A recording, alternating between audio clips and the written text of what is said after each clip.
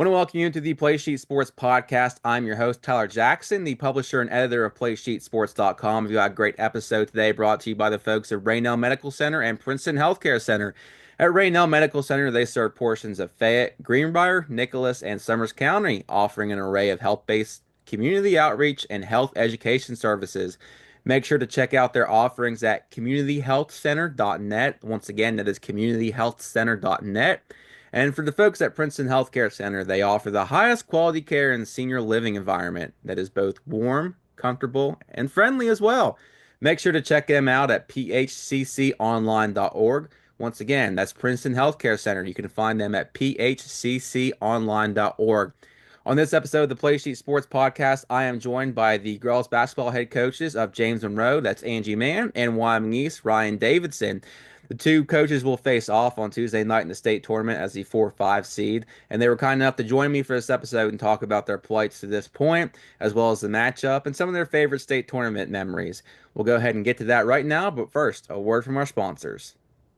For the past 4 decades, Princeton Healthcare Center has provided a quality experience for countless families to give them a warm and safe senior living environment. We're much more than a nursing home, offering skilled nursing services in a long-term care community. If you're looking for a skilled nursing facility that is as compassionate as it is comprehensive, look no further. Contact us today to schedule a tour for you or your loved one.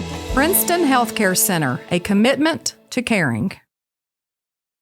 I want to welcome you to the Play Sheet Sports Podcast presented by Raynell Medical Center and Princeton Healthcare Center. I want to thank you guys. I got special guests again. I always have special guests on for the podcast, but usually it's just one singular guest. But I had 2 guests that were gracious enough to join me this evening and recording this on Sunday at 9 p.m. I'm just kind of breaking you guys in because I said in 48 hours, you guys will be on the opposite sides of the sideline on the biggest stage of the state tournament. And I'm joined this evening by Angie Mann, the head coach of the James Monroe girls basketball team, and Ryan Davidson, head coach of the Wyoming East girls basketball team. How are you guys doing this evening? Doing well. Yeah, doing well. Been a long day, but that's Yes. what these are now.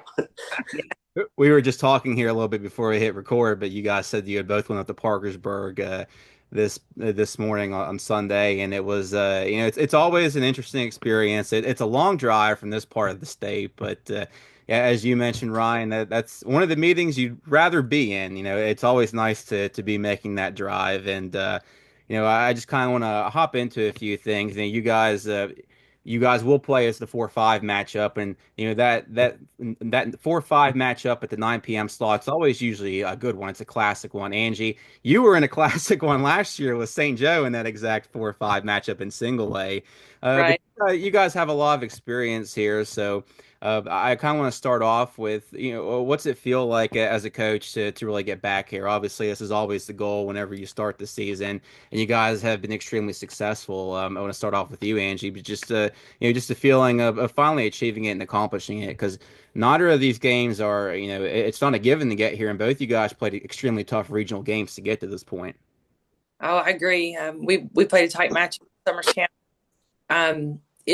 Getting there last year was the first time in over 20 years for our girls basketball program. So that was very special. I feel like the girls definitely took to the atmosphere very quickly, and kind of came up and surprised St. Joe, and carried that into the semifinals. But Ryan's got a lot more experience up there as of late. But I do feel like that's kind of an advantage as you go. That first year's you get the nerves out. We've got a few kids that haven't been, but the majority of our kids have played on that floor and very much took to it and enjoyed it. What about for you, Ryan? Just kind of talk about the experience of getting back, because that you'd mentioned after the game that it's just not something that you want to take for granted, no matter how often you go. And I do think that that's something that I've been trying to stress with the girls this year is don't get complacent and think that it's a given. It's a hard thing to do. Get to the state tournament is really hard. There's a lot of good teams, and don't take it for granted. Enjoy it. Try to stay in the moment. Don't think about what was done before or what you're going to do in the future. Just live in the moment and do the best you can. Now, Angie, you had mentioned that mine has a little bit more experience as of late, but you guys have very eerily similar backgrounds. You were an assistant coach on the two girls state championship teams that won it. I think was it 02 and 03? I believe it was 2001 and 2002. I Okay. think they ended up um, losing the state championship game that third year. Okay. Yeah. And then for you, Ryan, pretty similar. You were a part of two state championship teams as an assistant coach in 2021 and 2023, and then you took over and you both have guided it. So just talk about the difference, both of you guys, if you don't mind, between being a little bit further down the bench and being the one that's standing most of the game. I know for me personally, I was fortunate enough to be a part of a program that gave me a voice early. So that helped me tremendously to be able to make that transition. Uh, so all the girls were used to hearing me talk and used to hearing, well, me yell a lot too. And so, that I think that was a blessing. And for me was to be able to make that transition pretty easy. The girls were familiar with me. For me, this was 25 years ago, so it's definitely a different group of girls, but it's definitely a different role. Uh, I coached with John Mustaine and Linda Kaufman those 2 years. Linda did it the first year. John took over that year of the program after the championship, and I learned a lot from both of them. Um, so, you know, I'm always active. I'm like Ryan. I'm always active, always giving my opinion, knowing what the role is as assistant, but lending a hand when I can. But definitely as head coach, there are so many more facets to it, including going to Parkersburg today, and getting everything prepared to make this trip to Charleston. I used to talk to the Chad Mather about this. There are a lot of things that casual observers or even us in the media don't really quite understand about the preparation that goes into this thing. And you guys being experienced, you'd probably be able to elaborate on it. But one thing he would talk about is, save your timeouts, don't call them if you don't need to, if you're close to that 4 minute mark because you get the media timeouts. What are some of the things that you guys have learned that help you in this state tournament environment? Because when you're experienced and when you're a veteran, you've been through these different things. You're able to kind of plan and game plan within the game a little bit differently. So, what are some of the things that you think are kind of key that most people really don't even think about when it comes to this situation? Some of the things that you have to think about, you go prepared and pack for 5 days, 4 days, whatever, hoping that you're going to make it through. But, you know, the downtime, what are we doing? What's the schedule? Before you play that first game, setting up practices at different gyms in Charleston. Thank goodness there are several different people that are willing to let us use gyms, and we've got a lot of contacts for that. Um, planning what they're eating. I mean, it's a lot to plan for. And then, like you said, the things during the game that you're used to, like the media timeouts and that sort of thing, definitely makes you're in a more comfortable situation knowing what's coming for sure. And you can relax and think a little bit about what needs to happen out on the court. And I agree completely with every bit of that. It's the off court stuff that sometimes drives you crazy. Um, the on court stuff, it's so funny. Sometimes coaching is the easy part. Um, the the travel, the food, the simplest stuff like the girls better be in the room at the right time. Just little things that other people would take for granted that they don't think about getting buses ready. They always think they need a charter bus, and the daggone thing's $6,000. So it's like, no, we're not doing that. So it's just little things like that that you're constantly dealing with. Make sure you got your uniforms together. Did you bring your book? You got to get your team list together before games.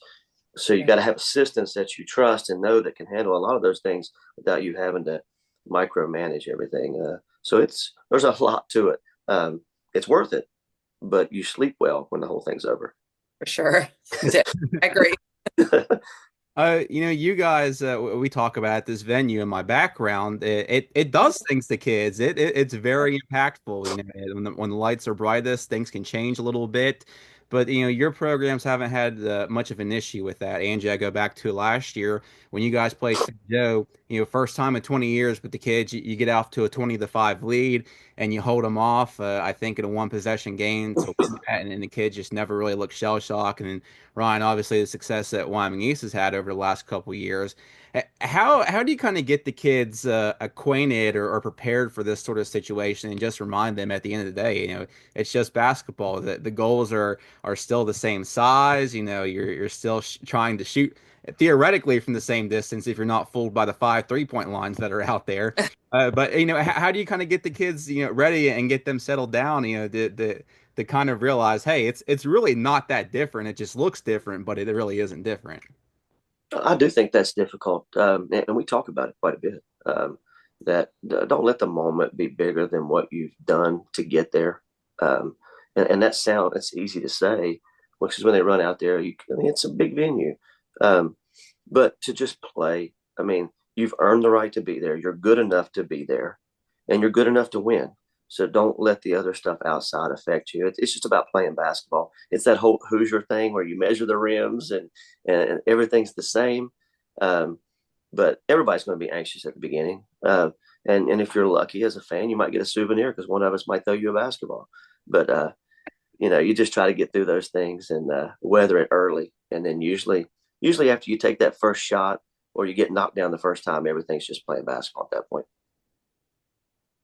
I would agree. I mean, and I know Ryan does the same.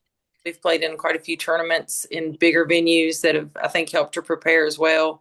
That's always, something that helps them a little bit. But our girls, especially, and I'll mention specific girls here. I mean, we took off last year. We talked about it a lot, just like Ryan said. Trying to mentally prepare them for what was coming. But I had a couple girls that just were they loved the moment and just dove right in. So I mean, I'm lucky to have girls like that, and I think Ryan is too. They kind of thrive off of it, and it's nice to see. I hope they can continue that this year. Angie, for you, a different sport, but being a smaller school, you also have a lot of overlap, specifically with your kids in volleyball. They Right. and they've been to the state tournament and they've won games in that sport as well. Do you feel like that's kind of contributed and helped with the moment and preparation for all this? I do.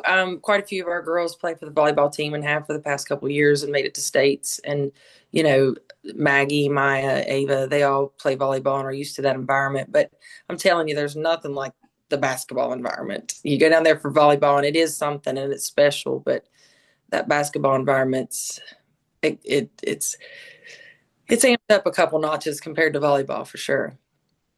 And Ryan, this is kind of following up a little bit on the question from earlier, but you guys, every time you've been in the state tournament since 2018, you've played in the state championship game. I think that that's amount to like the last 5 or 6. So the kids are accustomed to being there all week.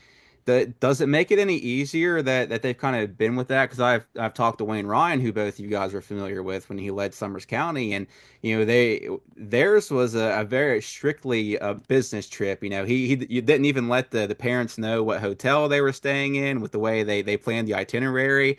And I've always kind of looked at it as an experience. You get to kind of hang out a little bit and watch and take in all the basketball. But the way he approached it, he said, you don't want them to have downtime. You don't want them like running around all over the place. So, so for you, with the kids having had that sort of experience and being accustomed to the long stays throughout the week, do you think it kind of makes it any easier? Because I know at the end of the day, they are still 14 to 18-year-old kids.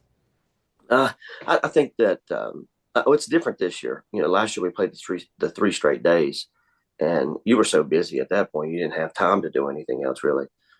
This week the way it's set up with the game day off. If you're fortunate enough to advance, I think you have to do some other things. I know my group personally, if I just kept them in the hotel, they would go crazy, and I would probably go crazy with them. Uh, so we do want to do some things outside. If we're fortunate enough to advance and do that, we want to do practices. We want to go out and we'll go out and eat. We'll do film. We've always done film sessions together. We do walkthroughs, just little things that we hope help them kind of keep their mind and focus where it's supposed to be. Because at the end, it is a business trip. It really is. Yes.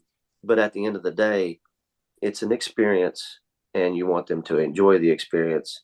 Um, so there's a fine line for us. I think there's a fine line. You try to dance it as best you can. Absolutely. Now I want to go ahead and get into the matchup between you two because you guys you went back to it. You played last year when you guys were in different classes, and you played this year where you guys were the two top teams in the region. Starting with you, Angie, what were the things that kind of surprised you about Wyoming East, and then obviously for you as well, Ryan, just having played James Monroe, what were the things that kind of surprised you a little bit this year? Starting with me. Yes. Um, there really weren't many surprises. He's got an excellent program and some really good players. The matchup, I guess, is different this year. Even though we lost a couple, gained a couple girls, it just seems like it's more of a equal matchup as we get out on the floor, in my view. And I don't know if that came with experience with my girls. I mean, we played them last year, I think, in the Summersville tournament, and that's it wasn't what it has become this year. I think we've gotten a little more playing time together under our belts and can be a more competitive team, but not much surprising because Wyoming East has had a excellent program for years. um so surprise wise, not much. Yeah, for me, I've got a ton of respect for them and what Angie does down there. Um, they are always tough. Like they just bring toughness all the time, and I greatly admire that because I think that's something that we're about also. Um, it's kind of a cool deal to know that you got two teams that are going to give every single thing they have on every single possession, and that's hard to find. So that when you got two teams in the same region that kind of live and breathe that same thing, it's pretty cool. It's sad that we got to play each other, um, but I have a lot of respect for what they do and how you do it. And so it's gonna be a tough game. You're gonna have to play 32 minutes. If you play 30, you'll lose, and I truly believe that. So I'm looking forward to it. Again, in a perfect world, we wouldn't be playing each other first round, and we could represent the region maybe a little bit further, both of us. But Yeah. that's not what that is this year, and it's going to be fun. I'm looking forward to it. Yeah, so you guys, neither of the kids. I'd imagine both sides are coming in with a little bit of confidence. You guys split the matchups. You both won on your home floors. You know, do you feel like there's a lot that you can take from those games? And obviously things changed from the different points, but they were in the back half of the season. Starting with you, Angie. What are some of the things that you take away from that? And having split those matchups, what kind of confidence does it give the kids? Having known I've already done it once, I just have to kind of do it again. It's not easy, but I have proven I can do it. Yeah, and that's for both of us. So I don't know. If you've ever worked with a group of girls, you just never know. They could be completely confident one second and just totally scared to death the next. So we've I'm like Ryan, I talk to my girls a lot and try to get them in that mental space in their heads as far as what they've done and what they've accomplished and what they can continue to do and that sort of thing. I feel like that they are in a good space right now. And much like Ryan, I think our teams have progressed throughout the season, and it's going to make it a great matchup. Like he was saying, we both are teams that just put it all out there with every ounce of our being, and I think as coaches we do that, and I think that follows through with our players. So um, it'll be interesting for sure. Well, I think playing the two games in regular season, sometimes you can get stuff out of it, sometimes you can't. Um, and just so you know, Angie, we're not doing anything we did in the first two games, so don't even worry about it. Uh, Okay, thanks, Ryan. no, it's a different atmosphere. It's a different game. I mean, you're always going to pull from those games and try to see what you can find that you can do better. Um, for us, and I'm guilty of a lot of times I try to spend more time on us and focus on what we can do to get better. I think you can spend too much time on somebody else and forget who you are in the process. So we listen. We know that we're going to play somebody that's really good. And that's what it's going to be at the state tournament. In order to win the state tournament this year, and I think the field is really, really good. I think anybody from 1 through 6 could win the state championship this year. So you better play 3 really good games if you're going to win a state championship. Yeah. Starting tomorrow, Tuesday. Yeah. Who is I, I 100% agree with what he's saying. And yeah, you play those 2 games and you learn from them. You might run different defenses, try some different offenses, and two very different games between us at 2 different venues, and you can take away a lot from each one of them for sure. Who is the player from the opposing team that worries each of you the most? And this and this I feel like this is an interesting question because I feel like you guys aren't one dimensional. You don't run everything through one player. Both you guys have players that on any given night it's like okay, like I feel like, and I would say you each of you go at least three deep with this. It's like hey, this kid can give me 20 and really hurt me. So Angie, starting with you, who's the player from Wyoming East that worries you the most? And then Ryan, the player from James Monroe that worries you the most? That's a hard choice because they do, like, it's like you say, there's three in particular out there. But um, I want to say Katie. I mean, Katie can turn it on when she wants to, and she's a firecracker. But and in the back of my head, I very much enjoy as a player of basketball and a coach later on in life. I love watching Lusk play. The defense from her, and I'm a defensive coach. I mean, I enjoy watching her play, and she can be dangerous with that defense. And I'm all about the defense. But props to both of them. It's funny because Coach told me before that she really liked Kendall. So I know where her mind's at when she's talking about Kendall. It's defense first, and she's a great young lady. The I'm with you. It's hard because I think you've got a really good team, and I think if you make the mistake of trying to stop 1 or 2 people, then somebody else is going to get you. So I mean, I could say the obvious is Maggie, Borowski. I can say the Dunlap girls, but if you told me that I could guard those 3 and somebody else is not going to beat me, I'd say you're crazy.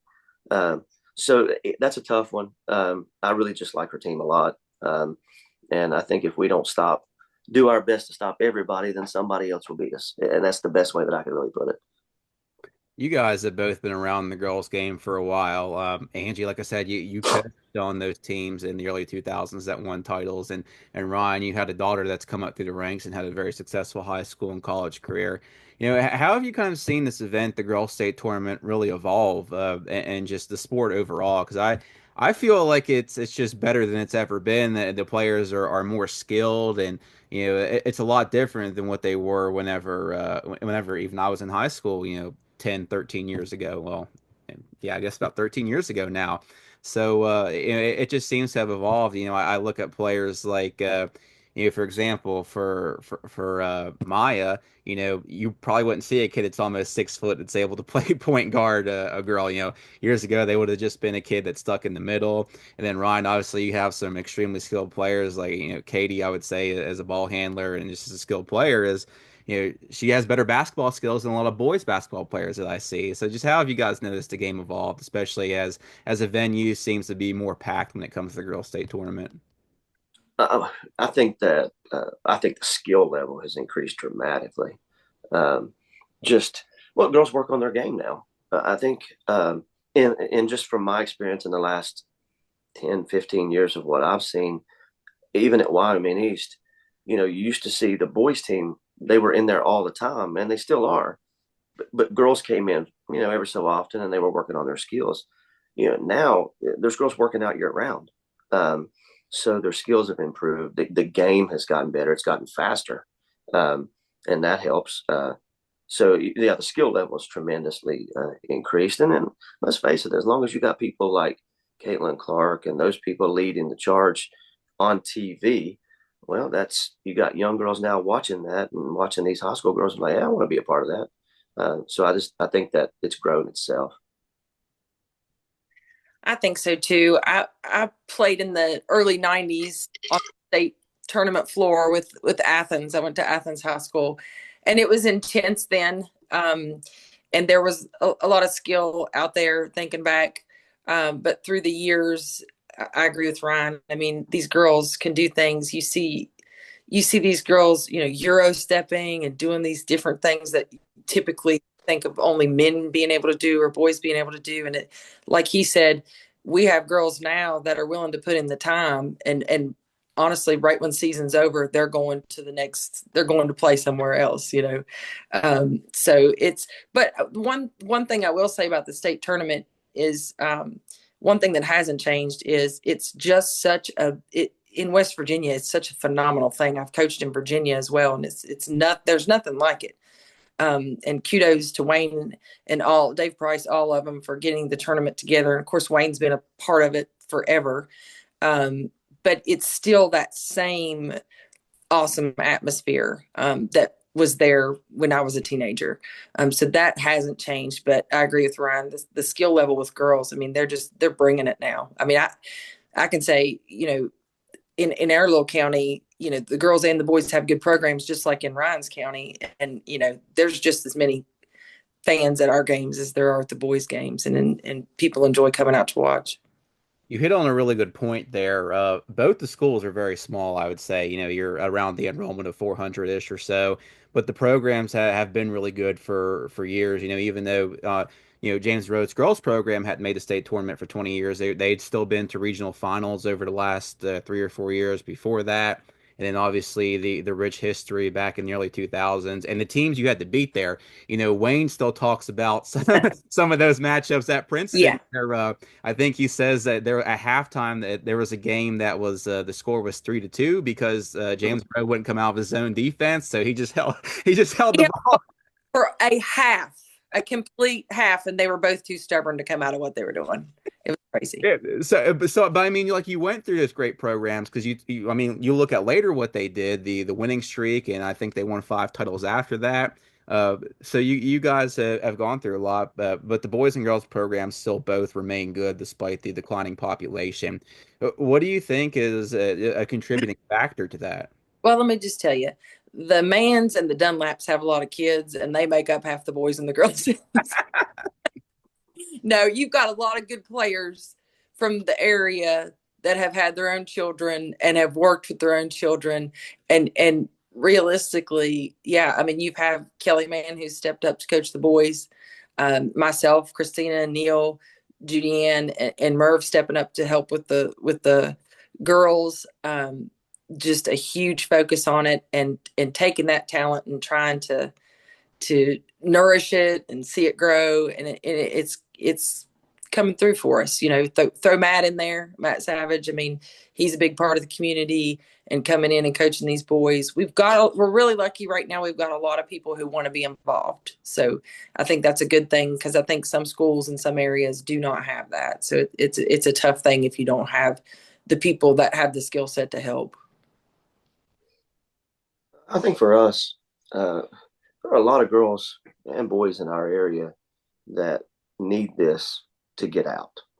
And I don't mean that in a derogatory way about our area at all. It's just they may need some help in college to go to school. And so they work towards that because they know that's their way. And I stress that with my own kids. Like, if you want it, you're going to have to take it from somebody, because there's a scholarship out there that there's about 1,000 kids competing for. So if you want it, you got to go take it. Nobody's giving it to you. And that's kind of the mindset that we've tried to develop down here is, if you're expecting somebody to give it to you, you're probably going to be waiting the rest of your life. If you want it, go get it. And that's served us well in the community. It means you carry a little bit of a chip on your shoulder, but so be it. If that's what it takes for you to succeed and to go achieve your goals. We've had 19, 20 girls go play college basketball. I mean, that's in our community. And a lot of that's because they just wanted to do it so bad that they were going to take it from whoever they needed to, period. Yeah. So we're really proud of that, and proud it happened way before me. It wasn't me. I'm just trying to continue the tradition and do the best I can not to mess it up. But they work hard at it, and I see the same similarities at James Monroe. And I think that's why I have such an appreciation for what they do. This is a question individualized for both of your teams, but I think you guys have like the 9:30 a.m. or 10 a.m. game this year. So if you're dogpiling on the Civic Center court, around noon or 11:30 or whenever it is, what do you think is going to be the key for each of your programs to get to that point? Because I mean, in theory, you guys, whoever wins this game has the toughest road to there because you win the 4-5 game and then you turn around and you're playing, possibly number one Wheeling Central, a really good team, and then after that you're getting a 2-3 matchup between, and well, likely 2-3 matchup. Who knows? Like you said, it could be 1 through 6. Any of them could go. Logan could be playing there as a Yeah. sixth seed. So then you've got that tough matchup too. So for each of your programs, what do you think is the biggest contributing factor for you guys playing on that final Saturday and cutting down the nets? For me and for us, I think it's really talking to the girls about one game at a time. And we talk about that a lot, even during the regular season. But I agree with you and Ryan. Double A and the top six, I believe anything could happen because we are all very similar and we all play very hard basketball. So I think it's going to take three of your best games to win this year. And if whoever pulls this one off, they deserve the celebration at half court because it's going to be really difficult. And if you told me anybody from one all the way through that they were cutting the nets down, honestly, I would not be shocked. I really believe the field is that deep. Um, and I believe that, heck, it may even come down to the fact that they might not be the best team in the state, but they were the best that day. yeah, And that happens all the time. So I just think it's going to take a lot of really good basketball. You have to be efficient with what we do. If we throw it all over the gym and then it's not going to work out, just period. So 3 good days, Tuesday, Thursday, and Saturday. You better bring it. the day in between. Yeah. See, Angie gets a little bit of a reprieve this year because she was in single A last year, so she doesn't have to go to the whole thing that where double A was three in a row. Now it's single A this year, it's three in a row. So, Yeah, I you know, think we had a day between last year, didn't we? mhm. I'm remembering right. This was basically our whole schedule last year. It's kind of working out the same. We had the 9 o'clock game, had a day off, and then tackled the next game. Absolutely. The 3 straight days last year was rough. I bet. Was rough. If you didn't have some depth, it was really tough. I Yeah, think it fit us last year perfect, but yeah, I wouldn't want to have to tackle that beast this year. right. All right. So you guys, you've mentioned that Angie, you've been around this tournament for 30 years now. Ryan, you've been around it your whole life, just because in Wyoming County, like you're born and they put a basketball in your hands as soon as they're checking if you can breathe and your jaundice levels and different things like that. So I'll give you guys, one from your own school. But what is your favorite state tournament memory? So I want, one from your own school because naturally you're going to lean to that because you're preferable. And then one that doesn't really involve your school or it's just another game that you witnessed that you're like, man, like that was a game. And it could be on the girls or boys side. Mm. Well, it would be hard for me to go past last year when you can come back and win a game in like 4 minutes when you're down whatever. Uh, that would be something that I will never forget. Just the fight to stay in that game and to finish that game. And then I guess probably the be one of the OJ Mayo teams or the Patrick Patterson teams when just to see that kind of talent on the floor that in that many numbers. Pretty impressive. I'll go ahead and start with some more moments. One would be, and I apologize, but the young lady you guys had go to Tennessee, I remember coming up and watch her play, and that was enjoyable. Just knowing, hey, I'm watching a girl that's going to be playing for the Vols. Back 20 some years ago, more like Terry Walker, and then we're playing some memories of watching Alexis Hornbuckle, that crew. Oh gosh, I mean, they just incredible talent and some of the moves that she had going on at that time. And just overall enjoying when I was assistant coach, going down and enjoying the moment that first time I got to go down there as a coach with a group of young ladies that were just so talented, and to watch them enjoy it and do such a great job the first couple of years down there. But those are some of the memories that I cherish as early as last year. Just the smiles on their faces, as they won that game. It came down to the final few minutes, and they won that first game. That makes it all worth it. See, Yeah, I was curious to hear what your answer would be, Angie, because you were the principal for the two boys squad. That's true. That's And true. you're the Nope. assistant on the girls' side. So I was curious what it would be like. And then obviously for you, Ryan, as well, growing up and seeing a lot of those great Mullins teams, play. And I think it was Glen Fork as well that had won in the 60s. So, which that probably predates you, but that uh, one. yeah. But But it's there's been a lot of memories down there. I mean, how could I not say winning a state championship with your daughter? Yeah. I mean, how cool was that? And then the very next, however many months after that, go to Alabama and watch her win a national championship. I mean, that's pretty cool. I think it was probably like a 13-month gap, if Yeah, that. Yeah, yeah. that was a pretty incredible stretch there. Well, want to thank you guys again for joining me today. Like I said, you guys did this on short notice. I think I texted both of you about 2 or 3 hours ago, and I was kind of thinking, 9 might be a little bit late, and I was like, well, in 48 hours they'll be up at 9 anyways, and they'll probably be up into midnight. One of them will be celebrating, one of them will probably be racking their brain, like, okay, what do we have done different? And there's a lot that kind of goes into it. So I appreciate you guys taking your time to do this tonight. Thanks, Oh, Ryan. thank you, Angie. You all be safe going down. Too. We'll see you down there. All right, y'all take care. Too. Absolutely. For Angie Mann, head coach of the James Monroe girls basketball team, Ryan Davidson, head coach of the Wyoming Youth girls basketball team. I want to thank our sponsors, Princeton Healthcare Center in Princeton and Raynell Medical Center. We'll see you guys next week.